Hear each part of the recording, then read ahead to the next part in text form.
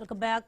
ఇండి కూటమి మరో రాష్ట్రంపై గ్యారంటీల ప్రయోగం చేయబోతోంది. ఇప్పటికే కర్ణాటక, తెలంగాణలో ప్రయోగించి ఎన్నికల్లో జాక్పాట్ కొట్టేసిన కాంగ్రెస్ అదే ఫార్ములాను బీహార్లో ప్రయోగించబోతోంది. అందుకే 6 గ్యారంటీల మాదిరిగా బీహార్లో కూడా ప్రజలకు హామీల వర్షం కురిపించింది. ఇండియా కూటమి తరపున కామన్ మేనిఫెస్టోను విడుదల చేసింది ఆర్జేడీ. అందులోనూ పెద్ద ఎత్తున ఉచితాలు కూడా ఉన్నాయి. తెలంగాణ, కర్ణాటకలో ఇస్తున్నట్టుగా 200 యూనిట్ల వరకు పేదలకు ఉచితంగా విద్యుత్ ఇస్తామని పెద్ద హామీనే ఇచ్చింది. ఇక ఉద్యోగాల కల్పన, బీసీ రిజర్వేషన్లు ఇష్యూ కూడా సేమ్ టు సేమ్. అంతేకాదు పలు హామీలు కూడా అవే ఉన్నాయంటున్నారు పొలిటికల్ విశ్లేషకులు.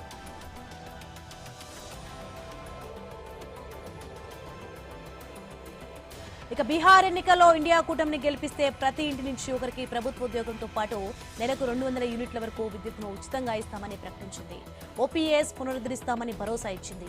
ఈ మేనిఫెస్టోకు తేజస్వి ప్రతిజ్ఞ అని పేరు కూడా పెట్టారు. ప్రధానంగా 25 ప్రధాన అంశాలను ఈ మేనిఫెస్టోలో పెట్టారు. ప్రభుత్వం ఏర్పడిన 20 రోజుల్లోనే ఉద్యోగాల కల్పనకు కొత్త చట్టాన్ని తీసుకొస్తామని, ఉపాధి హామీ పథకాన్ని 20 నెలలు అమలు చేస్తామని, తాత్కాలిక ప్రాతిపదికన పనిచేస్తున్న వారి సేవల్ని క్రమబద్ధీకరిస్తారు. మహిళలకు జీవికా దీది పేరుతో 30,000 రూపాయల జీతం ఇస్తారు. ఎస్సీ ఎస్టీలపై దురాగతాల నిర్మూలన చట్టం తరహాలో అత్యంత వెనుకబడిన వర్గాల కోసం చట్టం చేస్తారు. రిజర్వేషన్లపై 50% పరిమితిని ఎత్తివేయించే తీర్మానం చేసింది.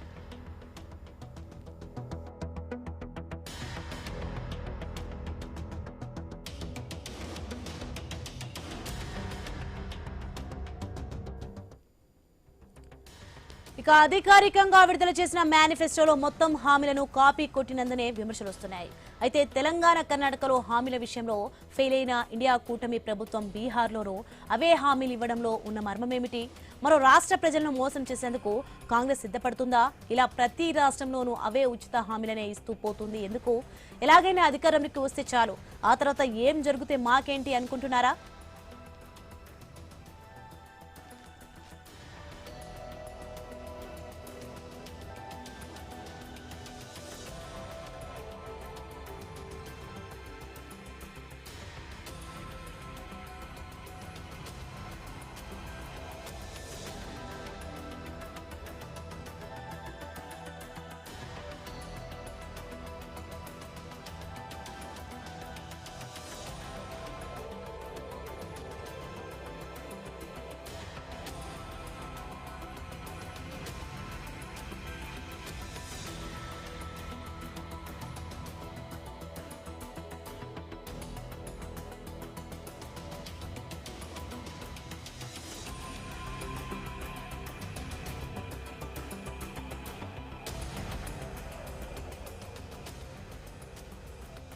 గ్యారంటీల ప్రయోగం చేయబోతోంది. ఇప్పటికే కర్ణాటక, తెలంగాణలో ప్రయోగించిన ఎన్నికల్లో జాక్ పట్టుకొట్టేసిన కాంగ్రెస్ అదే ఫార్ములాను బీహార్లో ప్రయోగించబోతుంది. అందుకే 6 గ్యారంటీల మాదిరిగా బీహార్లో కూడా ప్రజలకు హామీల వర్షం కురిపించింది. ఇండియా కూటమి తరపున కామన్ మేనిఫెస్టోను విడుదల చేసింది ఆర్జేడీ. ఇక అందులోనూ పెద్ద ఎత్తున ఉచితాలు కూడా ఉన్నాయి. తెలంగాణ, కర్ణాటకలో ఇస్తున్నట్టుగా 200 యూనిట్ల వరకు పేదలకు ఉచితంగా విద్యుత్ ఇస్తామని పెద్ద హామీని ఇచ్చింది. ఇక ఉద్యోగాల కల్పన, బీసీ రిజర్వేషన్లు ఇష్యూ కూడా సేమ్ టు సేమ్. అంతేకాదు పలు హామీలు కూడా అవే ఉన్నాయంటున్నారు పొలిటికల్ విశ్లేషకులు.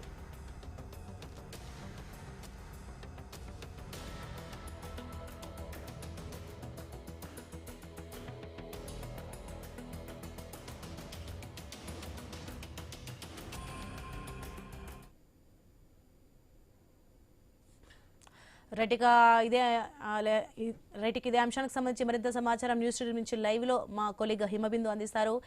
హిమబిందు, మనం చూస్తున్నాం బీహార్ ఎన్నికల్లో ఇండియా కూటమిని గెలిపిస్తే ప్రతి ఇంటి నుంచి ఒకరికి ప్రభుత్వ ఉద్యోగంతో పాటు నెలకు 200 యూనిట్ల వరకు విద్యుత్ ఉచితంగా ఇస్తామంటూ ప్రకటించింది. ఏంటి దీనికి సంబంధించిన డీటెయిల్స్ ఏంటి? బీహార్ ఓటర్లను ఆకర్షించడమే లక్ష్యంగా నిన్న పాట్నాలో మహాగఠబంధన్ కూటమి ఒక ఎన్నికల మేనిఫెస్టోని రిలీజ్ చేస్తుంది. ఇందులో ఎగ్జాక్ట్ గా మనం చూస్తే అంటే తెలంగాణలో ఏ విధమైన మేనిఫెస్టోని రిలీజ్ చేశారు, అలాగే తెలంగాణ కాంగ్రెస్ బెంగళూరులో ఎటువంటిది కర్ణాటకలో చేసిన ఏవైతే హామీలు ఉన్నాయో సేమ్ అదే రకమైన ఇక్కడ కూడా రిలీజ్ చేశారన్నట్టు కూడా విమర్శలు వస్తున్నాయి. ఇక తేజస్వి యాదవ్ తేజస్వి ప్రతిజ్ఞ ప్రాణ్ పేరుతో విడుదల చేసిన మేనిఫెస్టో ముఖ్యంగా కూడా యువత, మహిళలు, రైతులు, పేదలకు వరాళ్ల జల్లు కురిపించారని కూడా చెప్పుకోవచ్చు. ముఖ్యంగా ఇక్కడ మేనిఫెస్టోలో ఇచ్చిన హామీలను ఒకసారి చూద్దాం సోని. మహాగఢ్ ప్రభుత్వం ఏర్పడిన 20 రోజుల్లో ప్రతి కుటుంబంలో ఒకరికి ప్రభుత్వ ఉద్యోగం ఇచ్చే ఒక చట్టాన్ని తీసుకువస్తామంటూ కూడా ఈ మేనిఫెస్టోలో మొదటగా చెప్పడం జరిగింది. అలాగే కేవలం 20 నెలల్లోనే యువతకు ఉపాధి కల్పించే ప్రక్రియ కూడా ప్రభుత్వం ప్రారంభిస్తూ ఉంటుందని కూడా చెప్పుకొచ్చారు.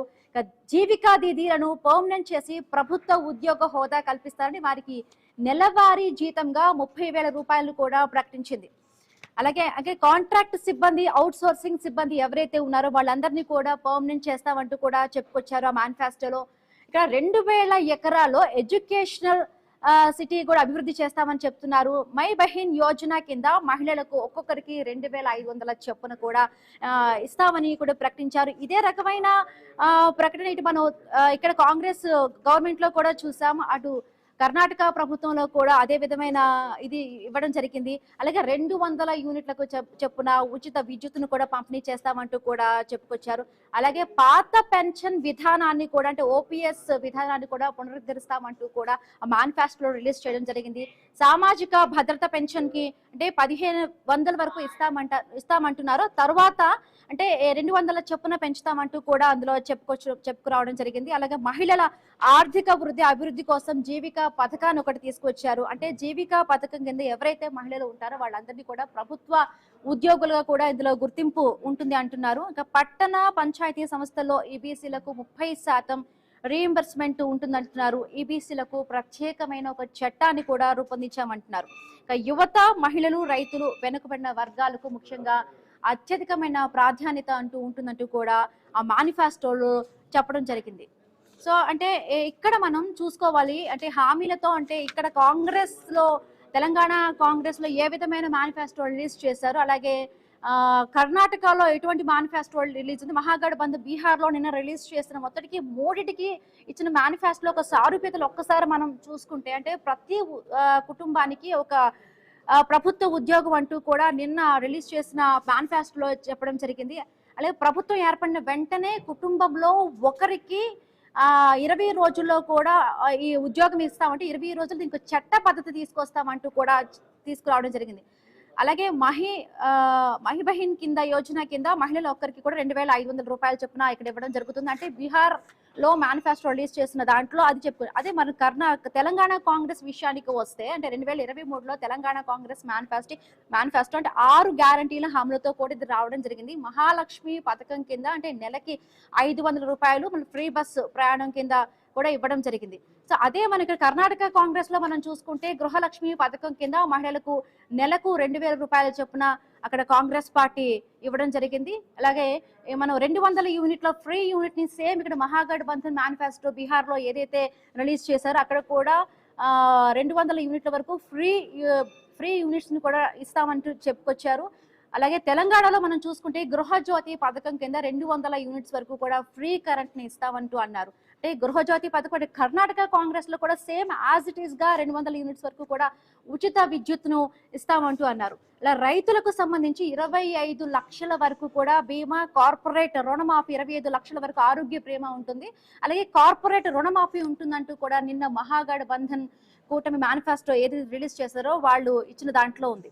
ఇటువైపు మన రుణమాఫీ పదానికి చూసుకుంటే రైతు భరోసా కింద రైతులకు సంవత్సరానికి 15,000 చొప్పున ఇస్తామంటూ కూడా చెప్పుకొచ్చారు. బట్ వివిధ కారణాల వల్ల కొంతవరకు అవి రిలీజ్ అయినట్టుగా ఉన్నాయి. కొంతవరకు ప్రతిపక్షాలు ఆరోపిస్తున్న దాన్ని బట్టి కొంతవరకు రాలేదు, కొంతమంది వరకే అది అమలయ్యాయి అంటూ కూడా ఇటు తెలంగాణ కాంగ్రెస్ లో వినిపిస్తున్న పరిస్థితి. అటు కర్ణాటక కాంగ్రెస్ విషయానికి వస్తే రైతు రుణమాఫీ కింద 2 లక్షల వరకు కూడా రుణమాఫీ చేస్తామంటూ కూడా అప్పట్లో చెప్పడం జరిగింది. 2023 5 గ్యారంటీలకు సంబంధించి కూడా అక్కడ కర్ణాటక కాంగ్రెస్ ప్రభుత్వం చేపట్టిన మేనిఫెస్టో ఇంతవరకు మనం చూసాం. పెన్షన్ అంటే పాత విధానం ఏదైతే ఉందో ఓపీఎస్ విధానం, పాత పెన్షన్ విధానం ఏదైతే ఉందో పునరుద్ధరణకి సంబంధించి నిన్న మహాగఠబంధన్ తన మేనిఫెస్టోలో చెప్పిన మాట అది. బట్ యువ నిధి కింద నెలకు 3,000 రూపాయలు కూడా ఇస్తామంటూ కూడా అటు కర్ణాటక కాంగ్రెస్ లో 3,000 వరకు కూడా నిరుద్యోగ యువకులకు యువ నిధి కింద ఇస్తామంటూ అప్పుడు కాంగ్రెస్ ప్రభుత్వం చెప్పిన పరిస్థితి. యువ వికాస్ కింద ఇక్కడ తెలంగాణ గవర్నమెంట్ లో తెలంగాణ ప్రభుత్వంలో నిరుద్యోగ యువకులకు నెలకు 5,000 రూపాయలు ఇస్తామంటూ కూడా ప్రభుత్వం అప్పటి మేనిఫెస్టోలో చెప్పడం జరిగింది. సో ఇక్కడ మనతో పాటు జాయిన్ అయ్యారు రాజకీయ విశ్లేషకులు నర్రా విజయ్ గారు జాయిన్ అయ్యారు. సో నర్రా విజయ్ గారు గుడ్ ఆఫ్టర్నూన్. అలాగే ఉపా లక్ష్మణ్ గారు కూడా జాయిన్ అయ్యారు. నమస్తే అండి. సే మొత్తంగా నమస్కారం. చూస్తున్నాం ఇప్పుడు తెలంగాణ అదే బీహార్ లో మహాగఢ్ బంధన్ ఏదైతే ఉందో మేనిఫెస్టోని రిలీజ్ చేయడం జరిగింది.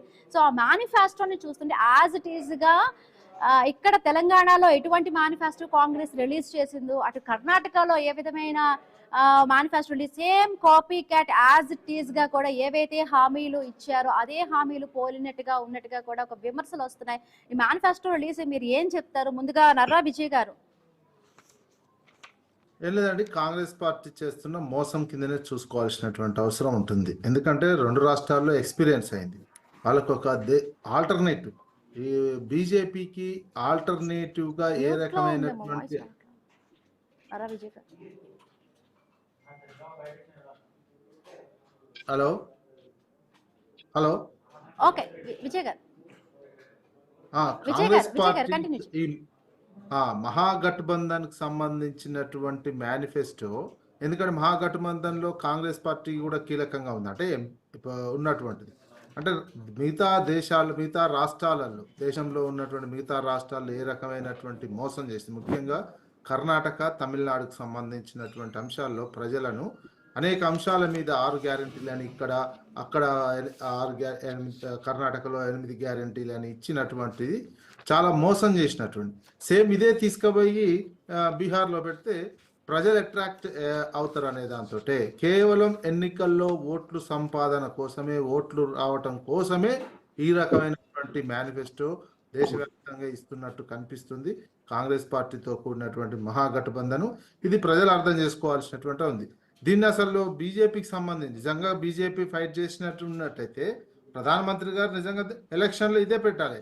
తెలంగాణలో ఏ రకమైనటువంటి ఇంప్లిమెంటేషన్, 2500 మహిళలకు ఇస్తా అన్నారు, అక్కడ ఇంప్లిమెంటేషన్ చేయలేదు. అసలు ఇంటికో ప్రభుత్వ ఉద్యోగము అనేది సాధ్యమయ్యే విషయమైనది, సాధ్యం కానటువంటి విషయం అందరికీ తెలిసినటువంటిదే. అలాంటివన్నీ సాధ్యం కానటువంటిది ఇచ్చినటువంటిది. ఇంకా ఫ్రీ బస్ అనలేదు, అక్కడ బస్సులు కూడా తక్కువ కాబట్టి అక్కడ ఫ్రీ బస్ అనలేదు. అదేవిధంగా రైతులకు సంబంధించినటువంటి అంశాలు కాంగ్రెస్ పార్టీకి టోటల్గా ఒక విధానపరమైనటువంటిది, దేశాన్ని ఆల్టర్నేటివ్గా అభివృద్ధి మోడల్లో నడపాలి అనేటువంటి అంశంలో ఒక విధానపరమైనటువంటి ప్రణాళిక కానీ వ్యూహం కానీ లేనట్టు కనిపిస్తుంది. మహాగఠబంధన్లో వీళ్ళు కీలకంగా ఉన్నది మాకు ఈ 2 రాష్ట్రాల్లో సక్సెస్ వచ్చింది అనేదే ప్రధానంగా తీసుకుంటున్నారు. ఇటువంటి అంశాలు చెప్పడం వల్ల అది ఇక్కడ నష్టం వచ్చిందంటే ఇప్పుడు వాళ్ళకి ఆ టైంకి ప్రజలు ఆశపడవచ్చు. కర్ణాటకలో కానీ తెలంగాణలో కానీ ఆ టైంకి ప్రజలు ఆశపడి ఇప్పుడు మోసపోయిందని తెలుసుకుంటున్నటువంటి అంశం. ఈ అంశాన్ని ఇక్కడ జరిగిన అన్యాయాన్ని, ఇక్కడ జరిగినటువంటి మోసాన్ని బీహార్ ప్రజలకు చెప్పాల్సినటువంటి బాధ్యత మిగతా రాజకీయ పార్టీలకు ఉన్నది.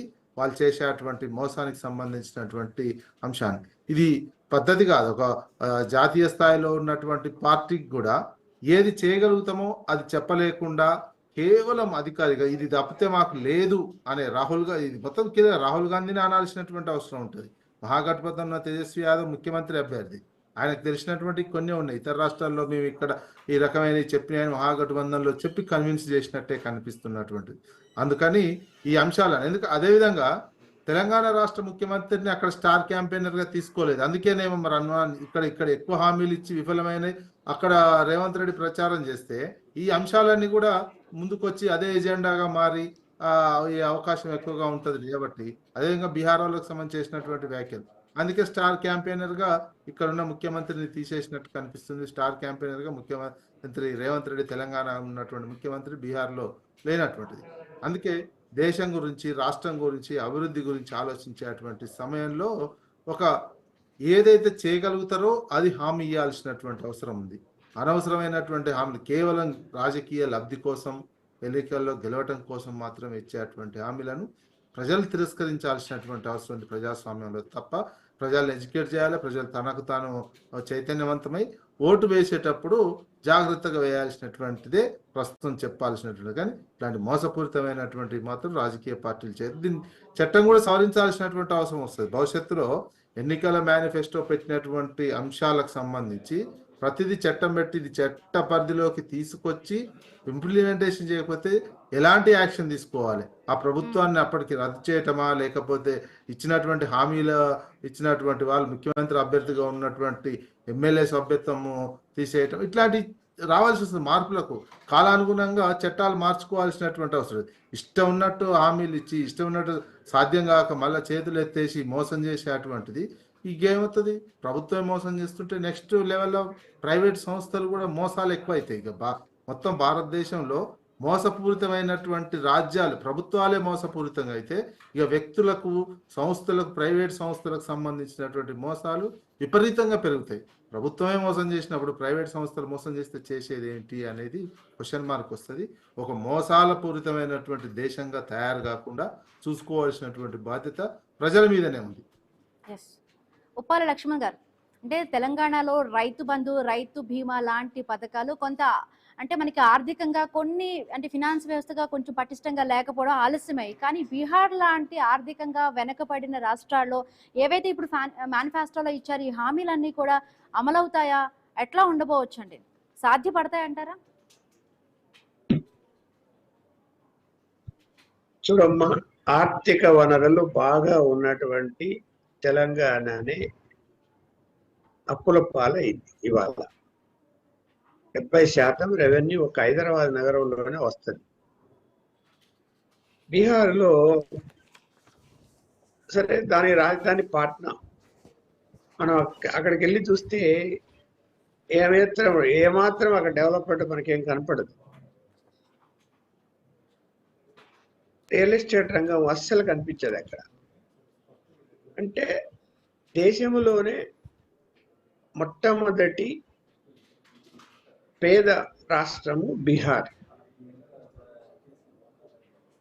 రెవెన్యూ లేని రాష్ట్రం బీహార్. అందుకనే కదా కేంద్ర ప్రభుత్వం అప్పుడప్పుడు బీహార్ ఎన్నికల ముందు ప్రత్యేక ప్యాకేజీలు ఇవ్వటానికి కూడా కారణం అదే.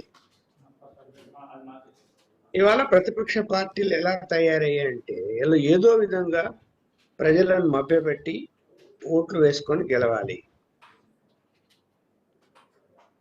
ఈ విధానం వలన ఏమైపోతున్నది?